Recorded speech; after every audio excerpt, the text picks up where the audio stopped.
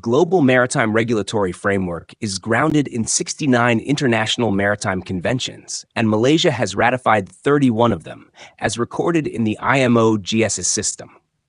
Among the most significant is the Convention on the International Regulations for Preventing Collisions at Sea, COREGS, 1972, which was adopted on 20th of October 1972, entered into force internationally on the 15th of July 1977, and was later ratified by Malaysia on the 23rd of December 1980, with the same date marking its entry into force in Malaysia.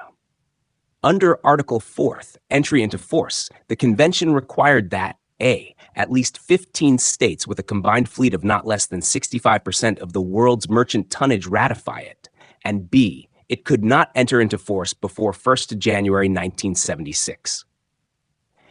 Article 4 further specifies that states ratifying after the convention entered into force are bound from the date of their accession, and all future ratifications automatically apply to the latest amended version.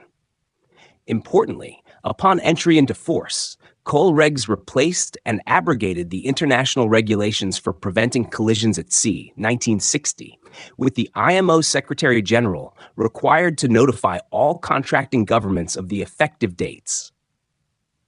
Following Malaysia's ratification, the requirements of COLREGS were domesticated through the Merchant Shipping Ordinance 1952, MSO 1952, specifically via Section 252, Collision Regulations, which grants the authority for national implementation. Section 252 allows the minister to make regulations for preventing collisions at sea, including rules on lights, fog signals, and steering and sailing rules, which must be observed by all vessels navigating high seas and connected navigable waters. Failure to comply constitutes an offense, and any vessel master may be fined up to Rm 10,000 for each violation. In alignment with this provision, Malaysia enforced COLREGS domestically through the Merchant Shipping, Collision Regulations, Order 1984, PU 438/1984, incorporating the 1981 IMO Amendment, the Merchant Shipping, Collision Regulations, Amendment Order 2000, incorporating the 1987, 1989, and 1993 amendments, and the Merchant Shipping, Collision Regulations, Amendment Order 2023, incorporating the 2001, 2007, 2013, and 2023 amendments. To ensure operational clarity, the Malaysia Shipping Notice, MSN, 11/2023 was issued, informing stakeholders of the gazettement and enforcement of the 2023 Amendment Order. The notice confirms that the 1984 order has been amended based on the 2000 and 2023 orders and declares the effective enforcement date as 29th of August 20 onwards, advising all relevant parties to update compliance procedures accordingly. Compliance requirements are further reinforced under MSO 1952 Section 81, Accessibility to Legislations and Publications, which mandates that shipowners must ensure the latest Malaysian legislation, notices, international rules, and safety-related publications are accessible on board. Failure to comply carries a penalty of up to Rm 25,000 per ship. This obligation is regulated and operationalized through the authority granted under Section 519A, Malaysia Shipping Notices, which empowers the Director of Marine to issue official notices on shipping administration, navigation safety, maritime security, and pollution prevention.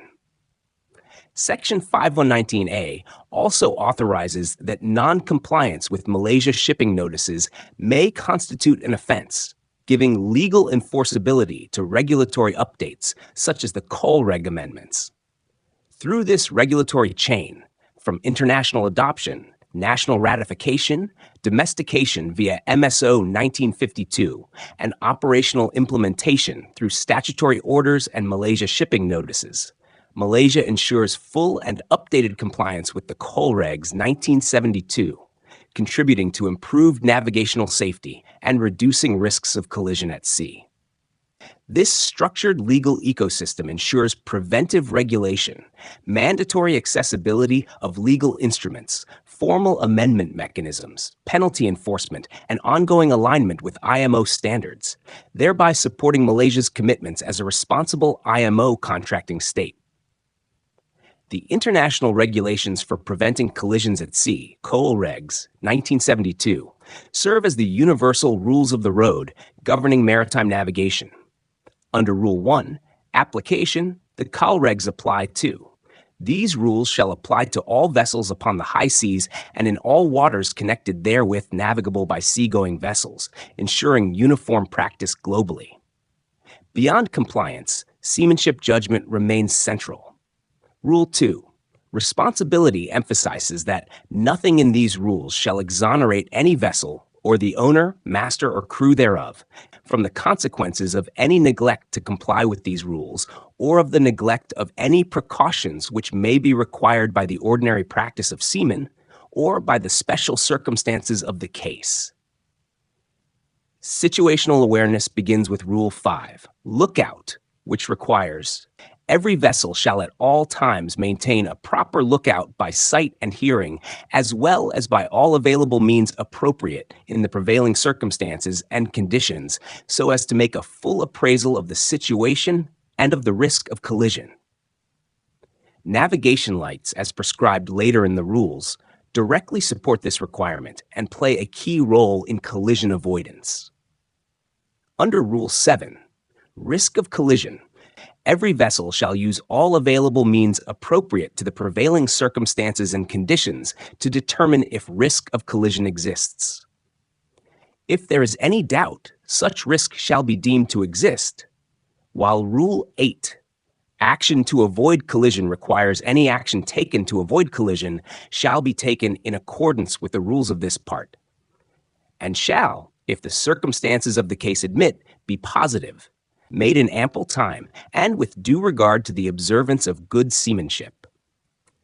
The hierarchy of responsibility between vessels is established in the steering and sailing rules. Under Rule 18, responsibilities between vessels, a power-driven vessel shall keep out of the way of a sailing vessel.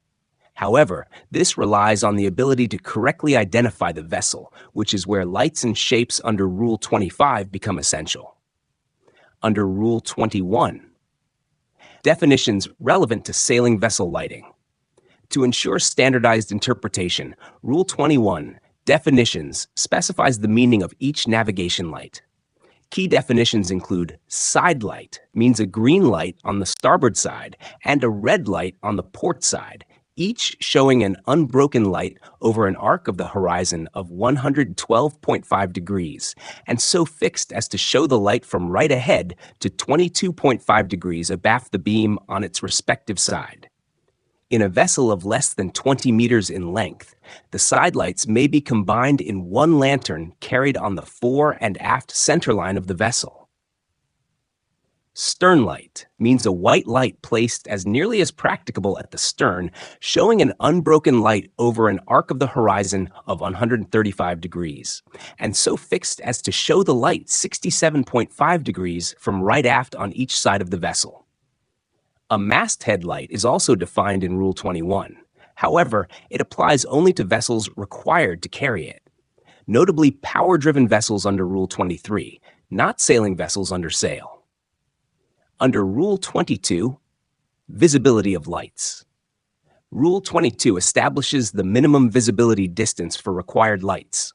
For example, for vessels 20 meters or more in length, side lights must be visible at 2 miles. Stern lights must be visible at 2 miles.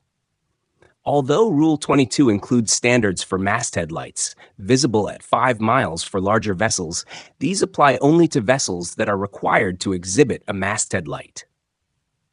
Sailing vessels underway under Rule 25 are not among those vessels. Today's focus is Rule 25, Sailing Vessels Underway and Vessels Under Oars, which outlines the lighting and shapes that must be displayed under various operating conditions. Rule 25A, Required Lighting for Sailing Vessels Underway. Rule 25A states, a sailing vessel underway shall exhibit side lights and a stern light. Therefore, a sailing vessel underway must display port side light, red, starboard side light, green, white stern light. For a sailing vessel 20 meters or more in length, complying with Rule 25A alone is sufficient. No masthead light is required when operating under sail alone. Rule 25C allows but does not require additional visibility signals. A sailing vessel underway may, in addition to the lights prescribed in paragraph A of this rule, exhibit at or near the top of the mast, where they can best be seen, two all-round lights in a vertical line, the upper being red and the lower green. But these lights shall not be exhibited in conjunction with the combined lantern permitted by paragraph B of this rule. These lights provide unmistakable identification that the vessel is navigating under sail. A sailing vessel 20 meters or above may therefore choose between Rule 25A only or Rule 25A plus Rule 25C optional lights. Importantly, masthead lights are not required when a vessel is under sail alone, as they are characteristic of power-driven vessels. Rule 25B applies only to smaller craft and states, in a sailing vessel of less than 20 meters in length, the lights prescribed in paragraph A of this rule may be combined in one lantern carried at or near the top of the mast where it can best be seen. This is a simplified lighting arrangement intended for practicality and space limitations on board small sailing craft. Rule 25 provides flexibility for very small vessels. Rule 25, DI, a sailing vessel of less than 7 meters in length shall, if practicable, exhibit the lights prescribed in paragraph A or B of this rule. But if she does not, she shall have ready at hand an electric torch or lighted lantern showing a white light which shall be exhibited in sufficient time to prevent collision. Rule 25, DT. A vessel under oars may exhibit the lights prescribed in this rule for sailing vessels, but if she does not, she shall have ready at hand an electric torch or lighted lantern showing a white light which shall be exhibited in sufficient time to prevent collision. This ensures even kayaks, canoes, small sailboats, and manually powered vessels remain visible and legally compliant. Rule 25E states, a vessel proceeding under sail when also being propelled by machinery shall exhibit forward where it can best be seen a conical shape, apex downwards. This day shape ensures the vessel is recognized within the hierarchy of Rule 18 as operating with the maneuvering capability of a power-driven vessel. Importantly, even when using machinery while sailing, the vessel still does not display a masthead light unless it is intentionally navigating as a power-driven vessel under Rule 23. In conclusion, Rule 25, together with the foundational framework provided by Rules 1, 2, 5, 7, 21, 22, and 18, ensures that sailing vessels and vessels under oars are correctly identified and safely navigated around. Whether under sail alone, operating with auxiliary machinery under 20 meters using a combined lantern, or propelled manually, adherence to these rules ensures clear vessel identification, safe interpretation by surrounding vessels, compliance with international maritime standards, and effective collision avoidance consistent with Sea Ulreg's principles and seamanship.